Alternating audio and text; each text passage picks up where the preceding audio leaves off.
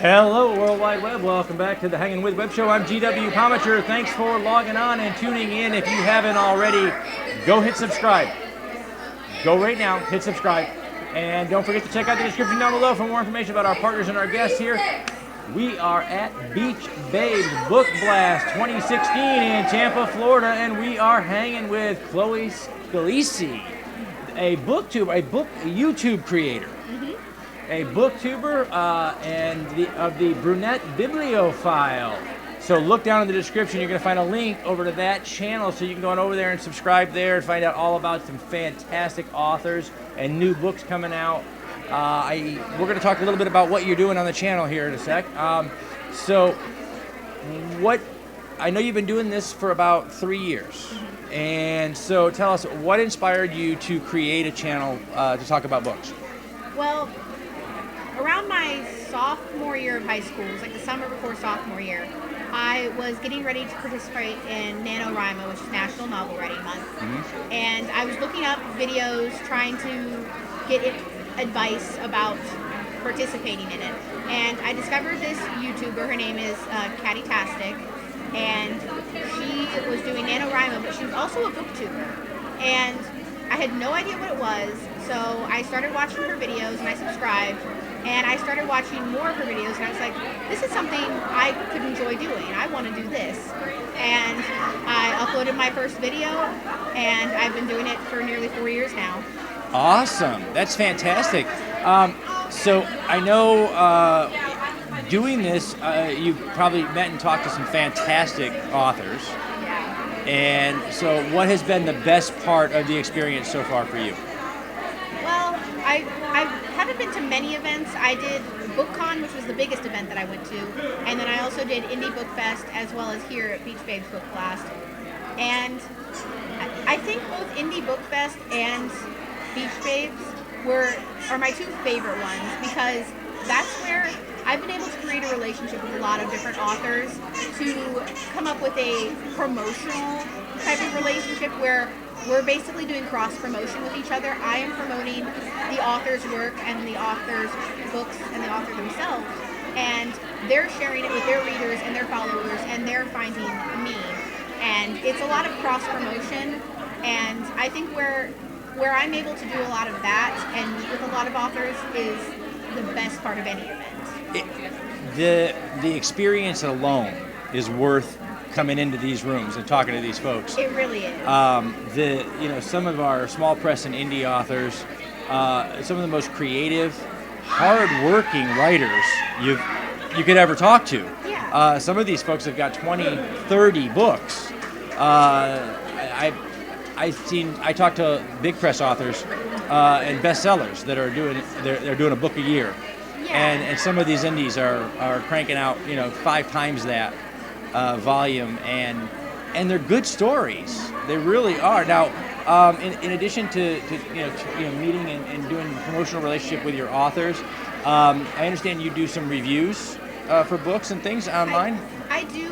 Reviews are not the only thing I do. They're a big part of what I do, and especially coming into events like this, an author, especially an indie author, really has to work off of reviews, because it's what Amazon does to consider whether they want to promote it. It's what BookBub does if they want to promote. So reviews are a huge part of author's work.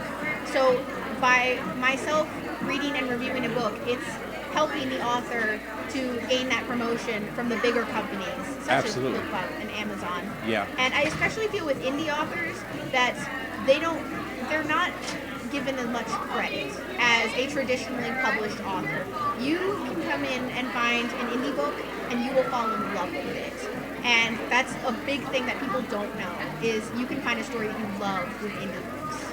And there's anything to choose from. It is, really, it is. It's science fiction. We talked to our great indie. You have fantasy, romance, horror. It's just like traditional publishing. There is something for everybody out there. Absolutely, absolutely. And many of our indies are doing more than one genre, so they're working across the lines there. So we want to know about you. Okay, and you know this from YouTube. YouTube wants to know about you.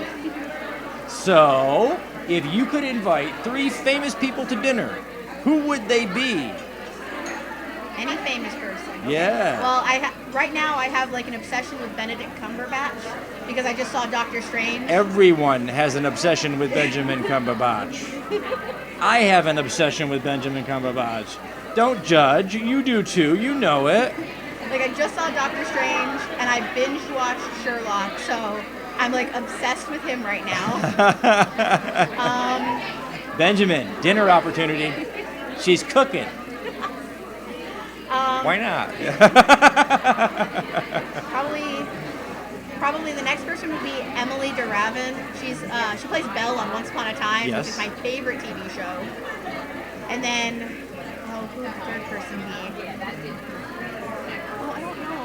Probably again going from Once Upon a Time, probably then Robert Carlyle because he plays Rumpelstiltskin. There you go. Robert Carlyle is amazing anyway. I've been following Robert Carlyle for years. One of my favorite parts that he played was on Stargate. I lost that in my mind. The Stargate spinoff.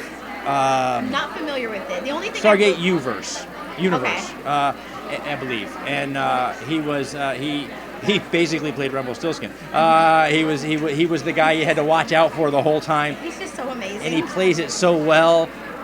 He's got a character actor ability that just you love to hate him, and he plays a great villain. Oh yeah. So.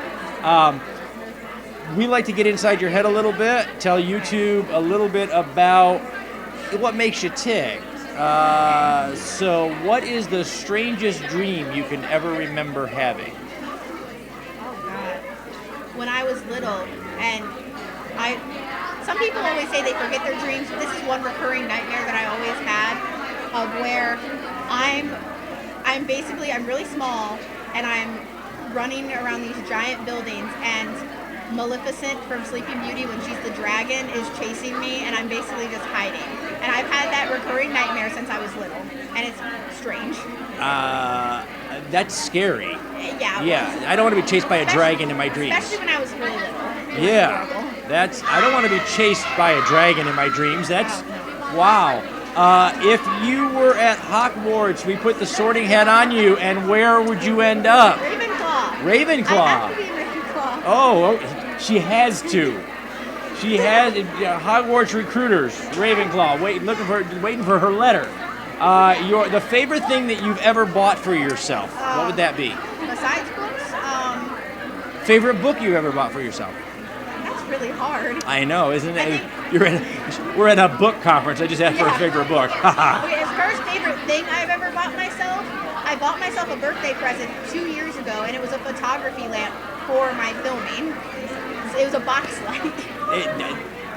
Favorite things ever are on the set. That's right.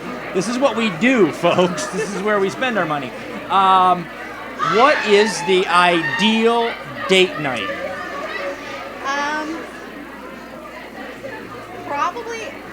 Probably dinner out in a public place, because I feel like if it's a first date, I don't want to have it at like somebody's house. I'd rather be out in a public setting. Public setting. Yeah, public setting. Safety first, everybody. We could just chat, but I'm told back there that we have to wrap it up. So when we do, I want to say thanks to our partners and our friends and sponsors over at Something Unique Magazine, Florida Book News, the Wordfire Press team, great friends of ours, Space Coast Comics, Famous Faces and Funnies, and our great friends over at the Historical Miniature Gaming Society South for sharing these videos all over the World Wide Web. Thanks for all your embeds. Thanks for your shares. Thanks for your social media shares. I'm GW Pomichter. We have been hanging with Chloe Scalici, a BookTuber. You can find her over at Brunette Bibliophile. Look in the description for the links over there. Thank you very much. Remember to subscribe, log on, tune in, and see who we're hanging with next.